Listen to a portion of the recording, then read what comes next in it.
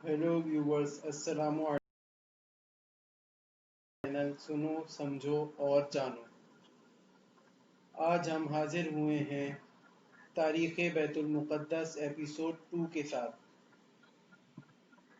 लेकिन इसको शुरू करने से पहले आप लोगों से गुजारिश है कि आप हमारे चैनल सुनो समझो और जानो को सब्सक्राइब कीजिए, वीडियो पसंद आने की सूरत में लाइक कीजिए और दोस्तों के साथ शेयर कीजिए और घंटी का आइकॉन ज़रूर प्रेस कीजिए ताकि हमारी हर नई आने वाली वीडियो का नोटिफिकेशन आपको मिलता रहे। शुक्रिया। बैतुल मुक़द्दस हज़रत उमर रज़ी अल्लाह ताला अन्हु बिन ख़त्ताब के दौरे खिलाफत में फ़तह हुआ। उस वक्त मुसलमानों के सिपह सलार हज़रत अबू उबैदा रज़ी अल्लाह ताला अन्हु थे और दूसरे सलार जो उनके साथ थे उनमें हज़रत खालिद रज़ी अल्लाह ताला अन्हु बिन वलीद और हज़रत शजीर रज़ी अल्लाह ताला अन्हु बिन हसना, हज़रत उमर रज़ी अल्लाह ताला अन्हु बिन आस और हज़रत यजीद रज़ी अल्लाह ताला अन्हु बिन अबी सुफियान थे, जो कि हज़रत अबू सुफियान रज़ी अल्लाह ताला अन्हु के बेटे और हज़रत अमीर मुआविया रज़ी अल्लाह ताला अन्हु के भाई थे।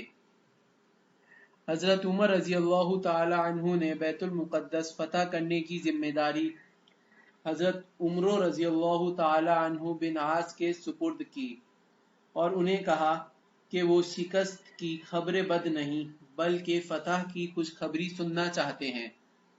जिस पर हज़रत उमर रज़ी अल्लाह ताला अन्हु ने कहा कि अल्लाह अमीरुल मोमिनीन को फ़तह ही की खुशखबरी सुनाएगा। ये वाक़या है जंग यरमूक के बाद का। उस वक्त मुसलमानों का लश्कर जाबिया में ठहरा हुआ था, जो कि एक मुकाम है फ़लस्तीन में। हज़रत अबू उबैदा रज़ी अल्लाह ताला अन्हु, जो कि मुसलमानों के सिपह सलार थे, उन्हें ये फिक्र लाहक हुई कि उस वक्त फ़लस्तीन में दो ही मुकाम ऐसे बचे थे जिनको मुसलमानों ने फ़तह नहीं किया था, जिनमें से एक बैतुल मुक़द्दस और दूसरा किसारिया था। किसारिया फ़लस्तीन का एक किला बंद शहर था और यहाँ रूमियों की अच्छी खासी फौज मौजूद थी। ये है किसारिया का इलाका, किला बंद शहर। ये देखिए, ये समंदर से मिला हुआ है और ये रास्ता समंदर के ज़रिए से किसारिया से मिल जाता है, जहाँ से रूमियों को मज़ीद कुमुक मिल सकती थी। अब सलार आला हज़रत अबू उबैदा रज़ी अल्लाह ताला अन्हु को ख़तरा ये दरपेश हुआ कि मुसलमान जब बैतुल मुक़द्दस को फ़तह कर रहे होंगे तो कहीं पीछे से किसारिया में मौजूद रूमी फ़ौज मुसलमानों पर हमला ना कर दे, जिससे मुसलमानों को काफ़ी जानी नुकसान का अंदेशा था और मुसलमान बैतुल मुक़द्दस की जंग भी हार सकते थे। उन्होंने ये सारे हालात एक खत में लिखकर हज़रत उमर रज़ी अल्लाह ताला अन्हु को भेजे। हज़रत उमर रज़ी अल्लाह ताला अन्हु, जो कि मुसलमानों के खलीफा थे, उन्होंने अपने खत में हज़रत अबू उबैदा रज़ी अल्लाह ताला अन्हु को लिखा कि बैतुल मुक़द्दस सबसे पहले फ़तह होना चाहिए, लेकिन उसका मुहासरा करने से पहले रूमियों की कुमुक के रास्ते बंद करना ज़रूरी है। कुमुक यानी कि फ़ौजी इमदाद, जो कि रूमियों को मिल सकती थी किसारिया से। उमर रज़ी अल्लाह ताला अन्हु को यहाँ तक मालूम था कि किसारिया में रूमी फ़ौज कसीर तादाद में मौजूद है, जो बैतुल मुक़द्दस को बवक्त ज़रूरत मदद फराहम कर सकती है। हज़रत उमर रज़ी अल्लाह ताला अन्हु को मदीना में मौजूद रहकर भी मालूम था कि किसारिया तक रूमियों की मज़ीद फ़ौज समंदर के रास्ते भी पहुँच सकती है, क्योंकि किसारिया समंदर से भी मिला हुआ था। चुनाचा खलीफतुल मुस्लिमीन उमर रज़ी अल्लाह ताला अन्हु ने हज़रत अबू उबैदा रज़ी अल्लाह ताला अन्हु, जो कि मुसलमानों के सिपह सलार थे, उनको हुक्म भेजा कि किसारिया का अड्डा ख़त्म करना ज़रूरी है। और साथ में उन्होंने ये हुक्म भी लिखा कि उन्होंने यजीद रज़ी अल्लाह ताला अन्हु बिन अबी सुफियान को हुक्म भेज दिया है कि वो अपने भाई हज़रत मुआविया रज़ी अल्लाह ताला अन्हु को किसारिया का मुहासरा करने और रूमियों के इस मजबूत और ख़तरनाक किले को सर करने के लिए फ़ौरन फ़ौज भेज दें, تاکہ بیت المقدس کی رومی فوج کو قیصاریہ سے اور قیصاریہ کو سمندر کی طرف سے مدد نہ پہنچ سکے،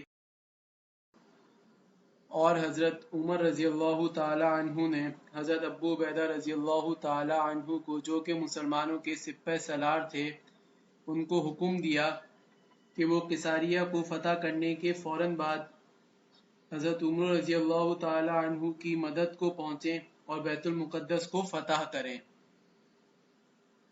ادھر تو ویورز یہ سب کچھ ہو رہا تھا، ادھر جیسے کہ ہم نے آپ کو بتایا کہ اطربون ایک چلاک اور مکار جرنیل تھا۔ اس نے ایک چال چلی، اس نے قیصاریہ میں موجود سپہ سالار کے پاس گیا اور اسے کہا کہ تم مسلمانوں کے خلاف جنگ کرو اور میں تمہارا ساتھ دوں گا، اور فلسطین سے اپنی فوجیں لا کر ہم دونوں مل کر مسلمانوں کو ملیہ میٹ کر دیں گے اور ان کا نام و نشان ختم کر دیں گے، اور انہیں رومیوں کے علاقے شام سے نکال باہر کریں گے جو کہ مسلمانوں نے پورا فتح کر لیا تھا۔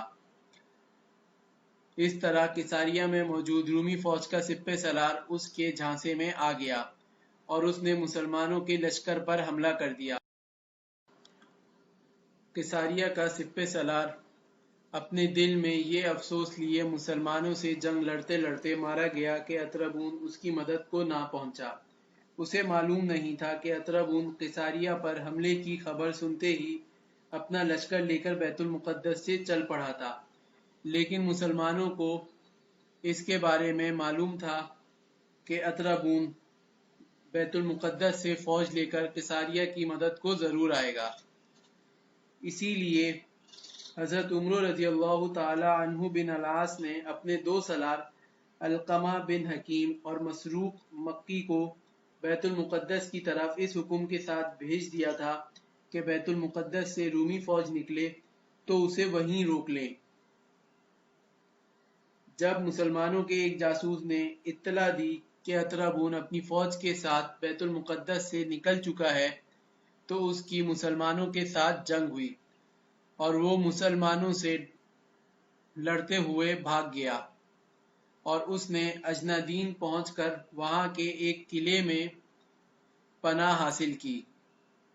حضرت عمر رضی اللہ تعالی عنہ بن العاص نے اس کا پیچھا کیا اور وہ بھی اجنادین جا پہنچے۔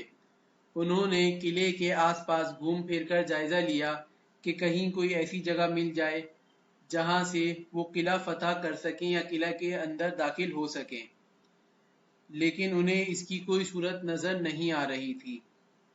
انہوں نے اپنے ایک نائب سالار کو اپنی طرف سے ایلچی بنا کر اطربون کے پاس بھیجا، لیکن ساتھ ہی اسے یہ حکم بھی دیا کہ یہ ضروری نہیں کہ تم صلح کرا کر ہی آؤ۔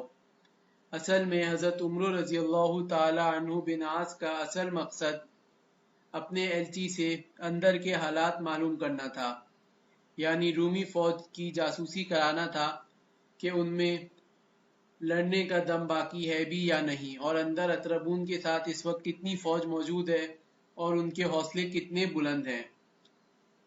مسلمانوں کا ایلچی اپنے محافظوں کے ساتھ قلعے میں چلا گیا۔ اس کا اطربون نے کافی احترام کیا، لیکن اطربون خود بھی ایک ہوشیار جرنیل تھا۔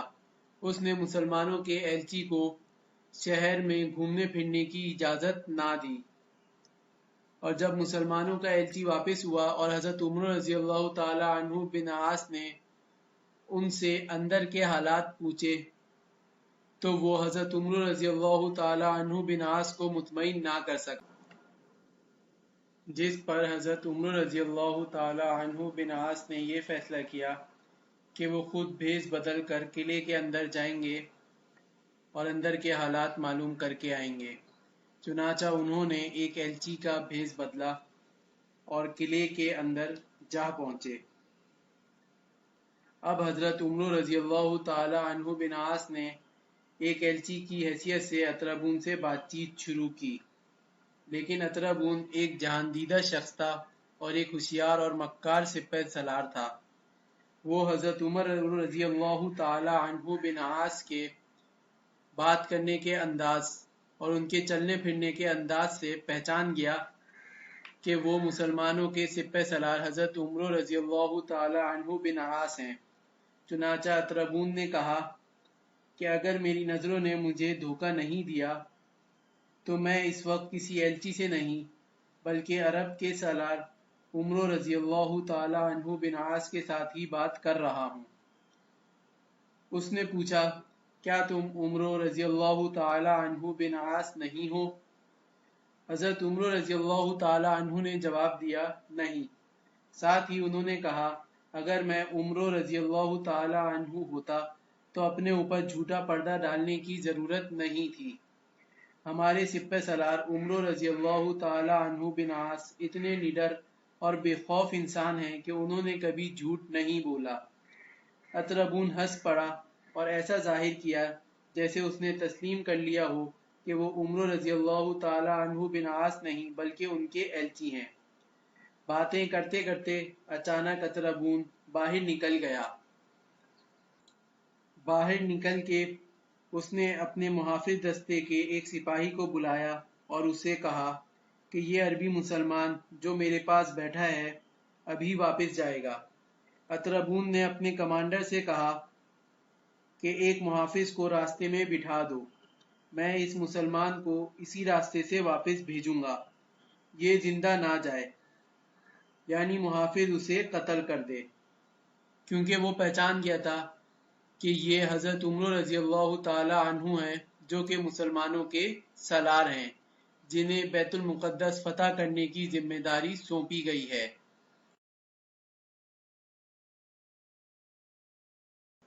اب حضرت عمر رضی اللہ تعالی عنہ کو خطرہ پیدا ہوا اور انہوں نے سوچنا شروع کیا کہ آخر وہ کیا ترکیب اختیار کریں اور اس قلعے سے باہر نکلیں۔ آخر ان کے دماغ میں ایک ترکیب آ ہی گئی۔ حضرت عمر رضی اللہ تعالی عنہ نے ایسا انداز اور رویہ اختیار کر لیا جیسے وہ اطربون کی پیش کی ہوئی تمام شرائط مان گئے ہوں۔ انہوں نے ایسا تاثر پیدا کر دیا جیسے وہ رومیوں کی جنگی طاقت سے ڈرے ہوئے ہوں۔ حضرت عمر رضی اللہ تعالی عنہ نے اطربون سے کہا کہ وہ سپہ سالار عمر رضی اللہ تعالی عنہ بن عاص کے بھیجے ہوئے ایلچی نہیں ہیں بلکہ دراصل انہیں امیر المومنین حضرت عمر رضی اللہ تعالی عنہ نے بھیجا ہے، اور ان کے ساتھ مزید 10 مشیر اور ہیں جو قلعے سے کچھ دور ان کا انتظار کر رہے ہیں۔ وہ اب ان کے پاس جائیں گے اور انہیں ساتھ لائیں گے اور پھر یہیں فیصلہ کر دیا جائے گا کہ انہیں اطربون کی شرائط منظور ہیں یا نہیں۔ اطربون یہ سن کر خوش ہوا اور وہ حضرت عمر رضی اللہ تعالی عنہ کے جال میں آ گیا، اور ساتھ میں اسے یہ لالچ بھی آیا کہ اب اس کے پاس ایک نہیں بلکہ 10 مسلمان جال میں آ جائیں گے۔ اس نے عمر رضی اللہ تعالی عنہ بن عاص کے لیے قلعے کا دروازہ کھلوا دیا۔ دروازہ کھلتے ہی عمر رضی اللہ تعالی عنہ نے گھوڑے کو ایڑ لگائی اور اس طرح بچ کر نکل آئے، اور اطربون حضرت عمر رضی اللہ تعالی عنہ بن عاص کا شام تک انتظار کرتا رہا۔